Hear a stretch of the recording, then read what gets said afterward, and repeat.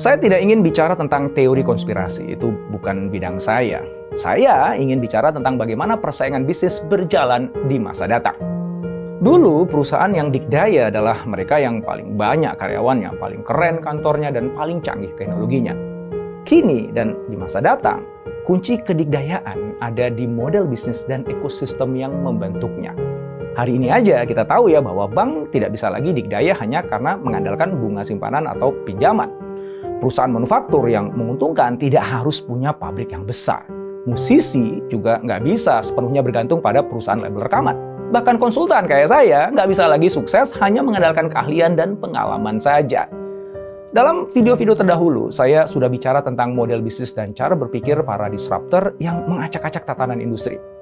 Mereka yang sebelumnya dipandang sebelah mata, kini menggeser posisi perusahaan-perusahaan legendaris dari daftar perusahaan terbesar di dunia. Batas-batas dan pakem-pakem industri sudah hilang. Semua sedang ditulis ulang. Mereka yang bisa menemukan algoritma pasar yang baru, kemudian menggunakannya untuk menciptakan lompatan nilai bagi pelanggan, akan menjadi penakluk baru dalam industri. Nah, untuk bisa melakukannya, ada 3 hal yang perlu kita miliki. Pertama adalah data. Siapa yang memegang data paling banyak, paling lengkap, paling akurat, dan mampu mengolahnya untuk menghasilkan insight, akan bergerak 1000 langkah lebih maju di depan. Yang kedua adalah empati. Siapa yang paling memahami psikologi pelanggannya, sosiologi pasarnya, sehingga mampu menemukan unmet needs, kebutuhan dasar yang belum terpuaskan, akan melihat jutaan peluang jauh hari sebelum yang lain menyadarinya. Dan ketiga adalah kreativitas. Kemampuan untuk menghubungkan titik-titik data dengan kebutuhan yang tidak terpuaskan secara tidak terduga, sehingga menciptakan lompatan nilai yang sebelumnya tidak terbayangkan oleh para pelaku industri dan bahkan oleh pelanggannya sendiri. Kenapa teknologi nggak masuk dalam daftar saya tadi? Nah, teknologi itu penting ya, jelas. Tapi dudukannya adalah sebagai enabler, bukan modal utama.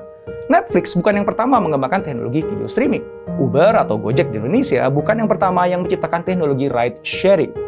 Netflix, Uber, atau Gojek jadi perusahaan hebat karena mampu memanfaatkan dan kemudian mengembangkan teknologi yang ada untuk memampukan sebuah model bisnis baru yang disruptif.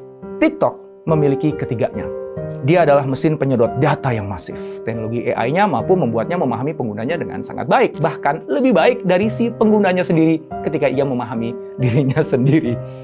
TikTok juga membuka kotak Pandora kreativitas dari para developer dan penggunanya yang itu tanpa batas. Nah, dengan ketiga modal itulah TikTok terus berinovasi. Tahun lalu, TikTok meluncurkan TikTok Live yang ditujukan untuk para kreator, brand, UKM, pecinta game, hingga pemain di industri fashion. TikTok juga meluncurkan fitur Ask on TikTok yang merupakan fitur pertanyaan terkait tren yang nantinya akan dijawab oleh para pengguna melalui video singkat. TikTok juga membuka TikTok Shop yang didukung oleh ekosistem TikTok yang unik.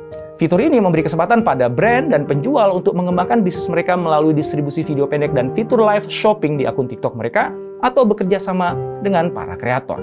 Saya tidak akan terkejut jika ByteDance akan terus mengeluarkan aplikasi demi aplikasi atau bahkan bisnis-bisnis baru yang kelihatannya tidak berkaitan dengan TikTok.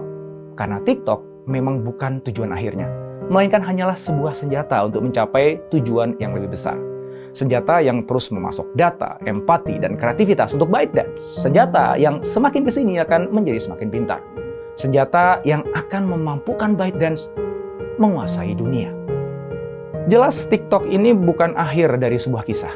Justru ini baru awalnya. 20 tahun ke depan, mungkin anak-anak kita sudah tidak lagi menggunakan aplikasi TikTok. Bahkan mereka lupa atau mungkin nggak tahu apa itu TikTok. Karena saat itu, TikTok sudah tidak lagi mewujud sebagai sebuah aplikasi. TikTok hidup di balik sistem operasi semua perangkat digital kita. Smartphone, kalau masih ada ya, smartwatch, laptop, VR, AR, mixed reality headsets, bahkan perangkat TV, microwave, lampu, pintu di rumah kita yang tersambung dengan teknologi smart home.